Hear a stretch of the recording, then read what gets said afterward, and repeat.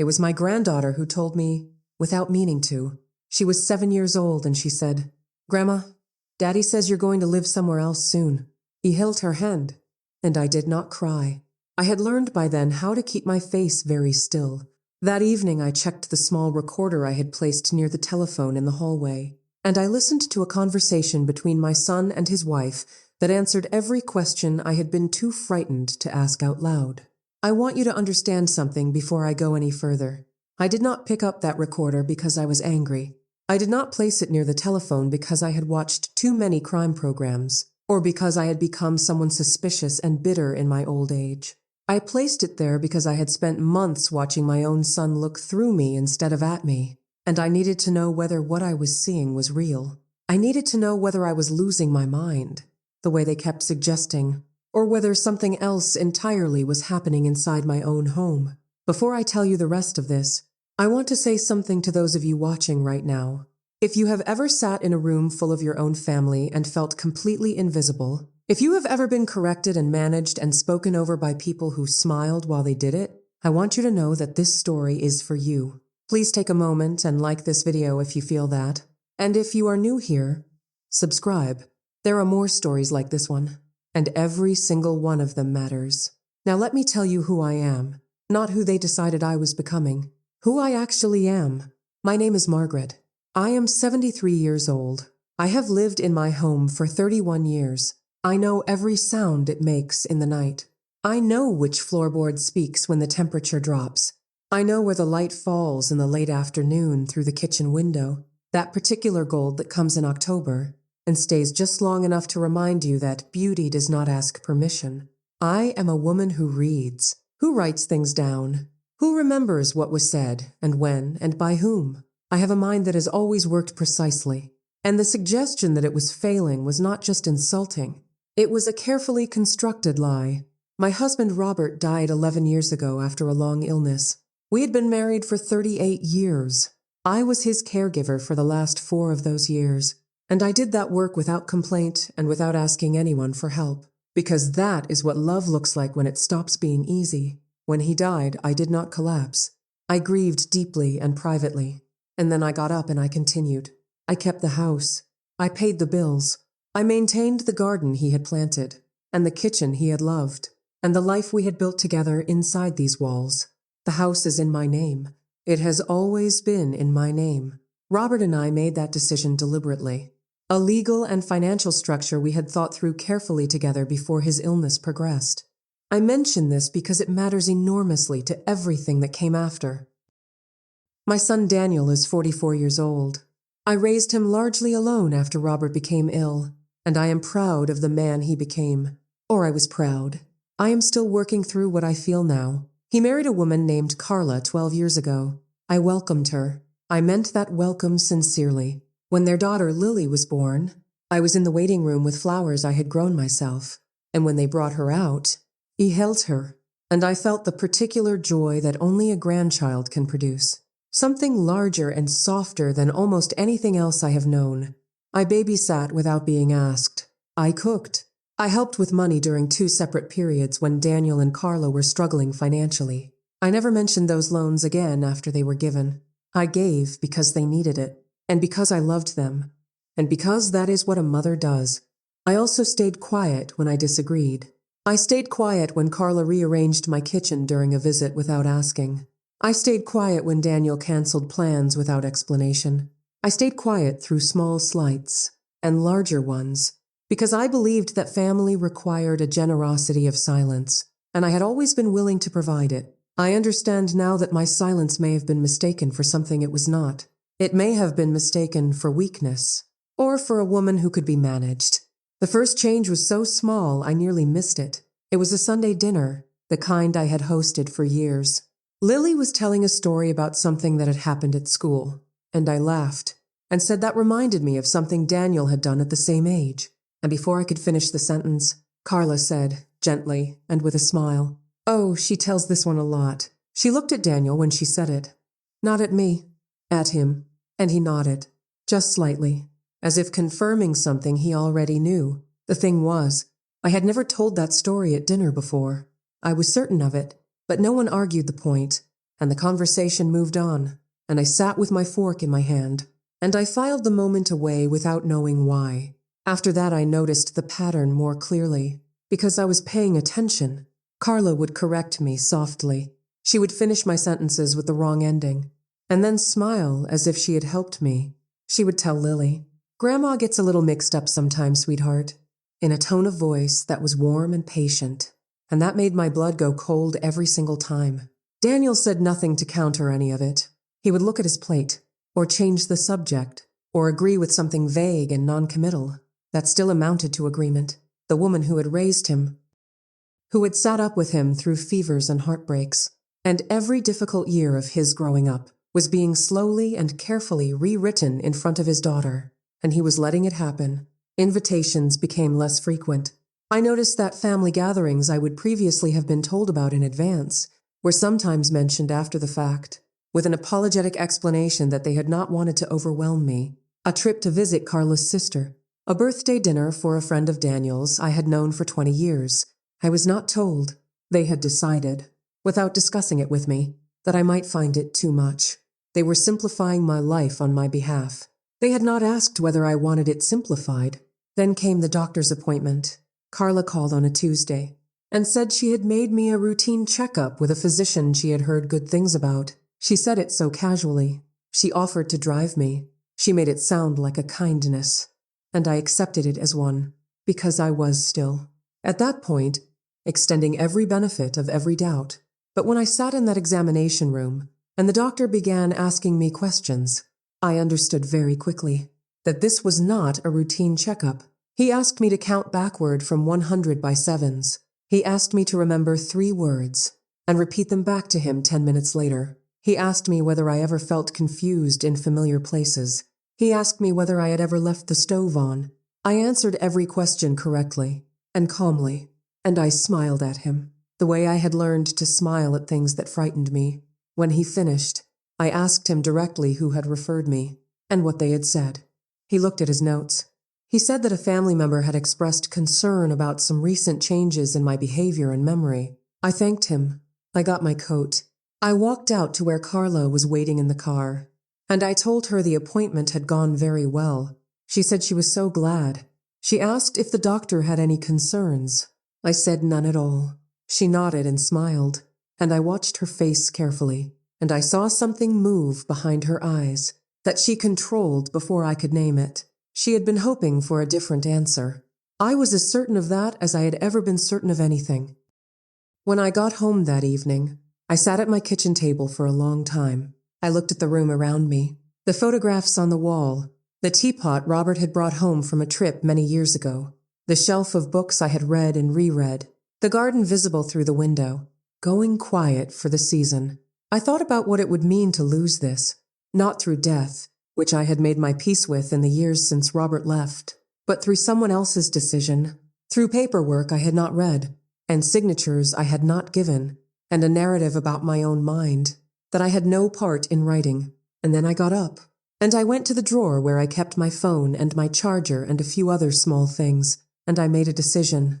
I was going to document everything, every word, every visit, every carefully worded suggestion and gentle correction, and smile that meant something other than what a smile is supposed to mean. I was going to be the most organized, most clear-minded, most thoroughly documented woman they had ever underestimated.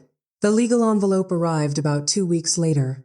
It had slipped partially under the front doormat, addressed to my son at my address.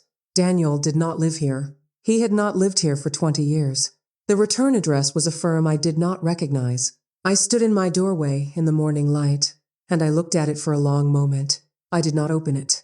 Instead, I took my phone from my pocket, and I photographed it from several angles, and then I placed it on the hall table exactly as I had found it.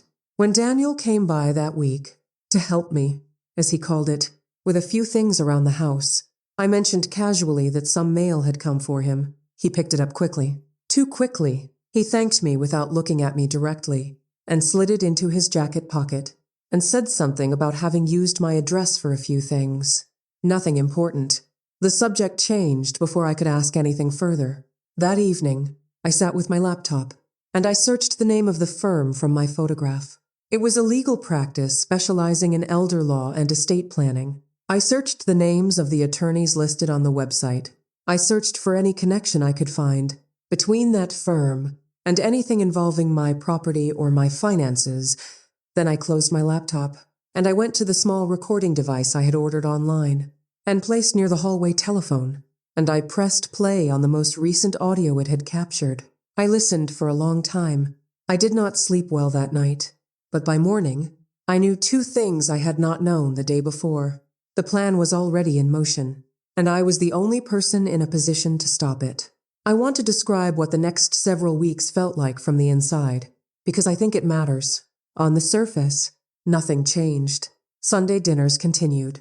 Lily came on Saturdays sometimes, and we baked, and we watched films. And she told me about her friends with the particular breathless detail that children bring to everything they care about. Daniel called to check on me every few days, with a warmth that I examined now, the way you examine something fragile, carefully, and with both hands. Carla brought me a plant once, something she said would brighten the sitting room, and I thanked her and placed it near the window and looked at it afterward, with a feeling I could not quite name. Underneath the surface, I was working. I kept a small notebook in my cardigan pocket, and I wrote down everything: dates, times, direct quotations where I could manage them, the name of the doctor Carla had chosen for me, and the precise questions he had asked, the name of the social worker Daniel would eventually contact, though I did not know that yet, the address on the legal envelope, every suggestion Carla made about simplifying or downsizing or thinking ahead about my future. I wrote it all down, in the small, clear handwriting I had used my entire life, and nothing about that handwriting had changed. I also listened. I kept the hallway recorder active. I kept my phone in my pocket during family visits. I was not paranoid. I was precise. There is a difference, and I knew it clearly. The recordings confirmed what I had suspected, and told me things I had not yet imagined. I heard my son and his wife discuss a facility they had visited.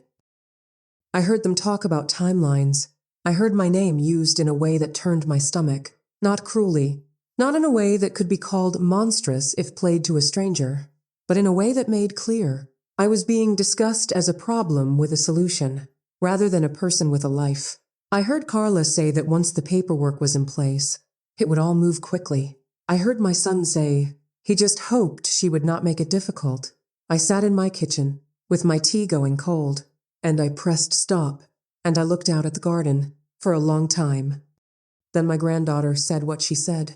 Lily was sitting across from me at the kitchen table, with a piece of paper she had been drawing on, something complicated involving a horse, and what appeared to be a castle, and she said it the way children say things that destroy you, without any awareness that the words mean anything at all.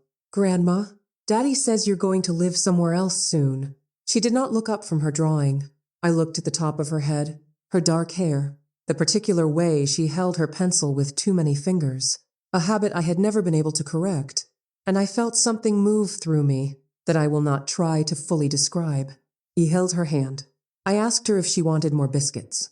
She said yes, please, and went back to her horse, and I went to the kitchen, and I stood at the counter for a moment, with my back to her, and I breathed very carefully and deliberately until my face was still again. That evening, I listened to the recording I mentioned at the beginning of this story, the one that answered every question I had been too frightened to ask out loud. I am not going to repeat everything I heard, but I will tell you that by the time that recording ended, I understood that the plan was further along than I had known, that my son had already spoken to an attorney at that firm I had found, and that they had begun exploring the process for establishing a conservatorship over my affairs, based on cognitive decline, a decline they had been carefully documenting, through Carla's observations, the medical appointment she had arranged, and a pattern of behavior reports she had been providing to that attorney over the preceding months. I called my husband's old accountant the next morning.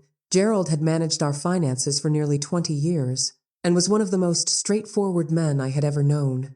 I told him briefly that I needed to speak with someone I could trust about a legal matter, and asked if he could recommend an attorney who dealt with elder law. He gave me a name without asking any questions, and told me to use his name when I called. I was in that attorney's office within the week. Her name was Patricia Osei, and she had the kind of stillness that makes you trust someone immediately. I laid everything out in front of her. Me notebook, the photographs of the envelope, the name of the firm my son had consulted, the documents he had presented to me, the power of attorney papers I had never signed, the name and date of the medical appointment Carla had arranged. I told her about the recordings, and she stopped me there and asked me to tell her exactly what I had recorded and under what circumstances. She listened to my answer with complete attention. Then she asked me a series of questions about the property, the title, the existing will, and the current legal status of my estate. When I finished, she was quiet for a moment. Then she told me what I was dealing with, and she did not soften it. She explained that the pattern I had described was consistent with what she encountered in cases of elder financial exploitation. She told me that the process my son had begun exploring, conservatorship, required demonstrating that I was unable to manage my own affairs, and that a court would need to be persuaded of that fact. She told me that the fact that I had never signed anything was critically important. She also told me that the house, titled solely in my name, with no existing power of attorney and no joint ownership, was legally protected, in ways they clearly had not fully understood. She said something I have thought about many times since. She said, "They built a plan that required your cooperation or your silence, and you have given them neither." I left her office that first day with a list of steps and something I had not felt in months. I felt solul. I felt the particular steadiness that comes not from certainty about the future, but from clarity about the present.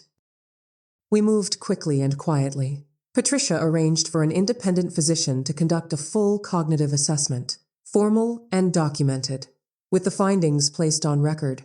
The assessment took several hours, and I passed every portion of it without difficulty. The physician wrote his findings in language that was precise and unambiguous.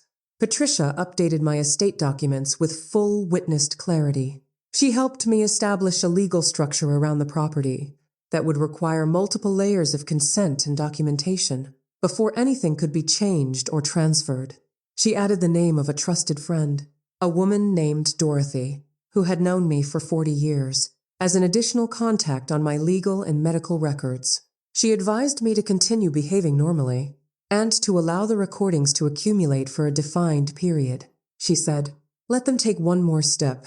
Let them show their hand completely." They took that step about 3 weeks later. Daniel came on a Sunday afternoon with the power of attorney documents. Carla was with him. He sat down at my kitchen table, in my kitchen, in the house I had paid for and lived in and tended for 31 years, and he slid the papers across to me with a gentleness that might have looked like love if you did not know what you were seeing. He said it was just a precaution, just in case something happened to her. He called me her, which I noticed, as if I were slightly removed from the conversation happening about me. Carla sat to his left, with her hands folded, and her expression composed and patient. My phone was in my cardigan pocket, and it had been recording since before they knocked on the door. I picked up the documents. I looked through them slowly. I looked at my son's face while I did it, and I thought about the boy he had been, and the years I had given, and the particular quality of love a mother carries that does not stop, even when it is being betrayed. I set the papers down. I told him I would like to read them more carefully and speak with someone I trusted. Before I made any decisions, he said, of course, take all the time she needed. He and Carla exchanged a look that lasted less than a second. I saw it. The recorder in my pocket captured it. 2 days after that visit, I received a call from a social worker named Janet, who said she had been asked to make contact. Following a referral expressing concern about my ability to live independently, I answered every one of Janet's questions with complete calm. I told her that I appreciated her concern and that I was managing extremely well. I mentioned Patricia's name and the independent medical assessment that had been completed recently. Janet was quiet for a moment. She said that was very helpful information and that she would note it in her report. She thanked me and ended the call. I immediately telephoned Patricia. The meeting she arranged was held at her office on a Thursday morning in November. Daniel and Carla were invited, with a carefully worded note. that described it as a matter relating to my estate planning that required the family's awareness. They arrived looking, I thought, slightly too comfortable, as if they believed. They were arriving at something they had already won. Patricia walked them through everything, with the measured clarity of someone who has done this many times. The current legal status of the property, the updated estate documents, the independent medical assessment, and its findings, the formal response to the social worker referral, and its closure, without any finding of concern. She explained the legal structure that had been placed around the property, and what it would require for any change to be made. She placed a single sheet of paper on the table that listed the dates and subjects of the recordings I had made. She did not play them. She did not need to. She simply named them and let the room understand what they contained.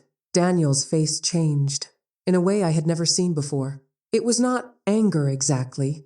It was something closer to the particular shame of someone who realizes they have been seen doing something they told themselves was reasonable. Carla went very still. The room was quiet for a long moment.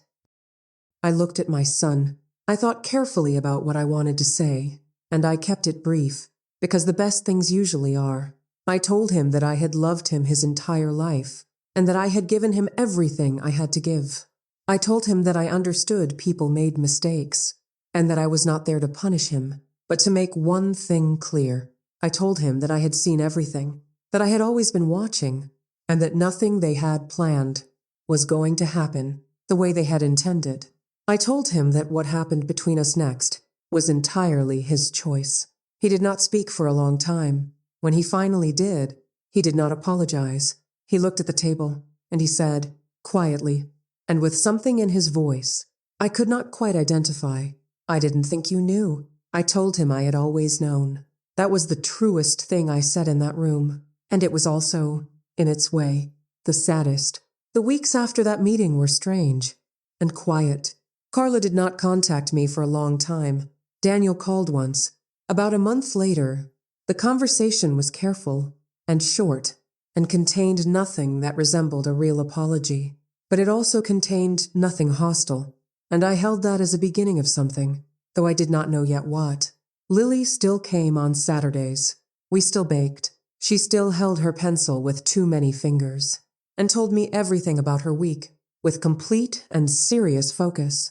And those mornings in my kitchen with my granddaughter are among the things I hold most carefully. I do not know what my relationship with my son will become. I know what it cannot return to. I have made my peace with that knowledge, in the way you make peace with anything that cannot be changed, slowly and imperfectly, and on no fixed timeline. What I do know is that I am still in my home. I drink my tea in the morning, at my kitchen table, with the October light coming through the window, the way it always has. I tend my garden. I see Patricia once a year. I keep my phone charged. I still have all the recordings, and I have never deleted them, not because I plan to use them, but because they remind me of something I never want to forget. They remind me that I was never confused. I was never slipping. I was never the woman they were describing to doctors and attorneys and social workers with their careful, concerned voices. I was paying attention. I was paying attention the whole time. If you are listening to this and something in it sounds familiar, I want to say something to you directly. I know what it feels like to sit in your own home and sense that the ground is moving beneath you. I know what it feels like to be corrected and managed and spoken about in the third person by people who tell you they are doing it because they love you. I know the particular loneliness of seeing something clearly and having no one to confirm it. Trust what you see. Write it down. Find someone outside the situation who has no stake in the outcome. Do not sign anything until you have read every word and spoken to someone you chose yourself. And do not confuse your patience with weakness. Some of the most powerful moves a person can make are the ones that look, from the outside, like stillness. They called me forgetful. They built an entire plan on the idea that I could not hold on to things. That details slipped past me, that I was becoming someone who needed to be managed, and eventually moved, and filed away somewhere peaceful and out of sight. I remembered everything, every word, every date, every look that crossed my son's face when he thought I was not watching, every conversation captured in the quiet of my hallway, every document, every name, every moment of this. My home is still mine. Every room, every window, every year I poured into its walls when no one was watching, and I intend to stay in it for exactly as long as I choose.